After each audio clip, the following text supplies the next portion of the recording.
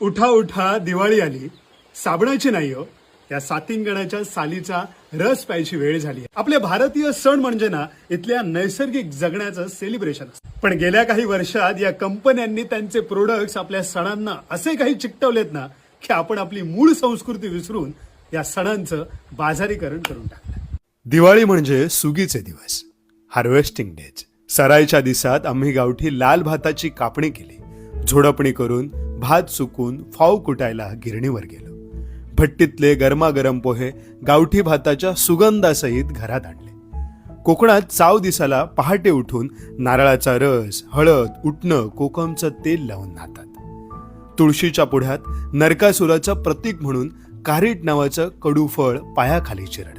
उपाशीपोटी सातिंगण नावाच्या औषधी झाडाच्या सालीचा कडू रस पितात. आधी शेतातल्या राखणधाराला उपार दाखवून मगच नव्या भाताचे खोबरं गुळ घालून केलेले गावठी फाव, रताळी, कणगी अशा सुपरफूडच्या न्यूट्रिशियस फराळासोबत खात. नारळ बांबूपासून बनवलेल्या कंदिलांनी, कुंभाराकडल्या मातीच्या पणत्यांनी दिवाळीच्या काळोख्या रात्री समाधानातल्या आनंदात नांदणारं घर उजळून येतं.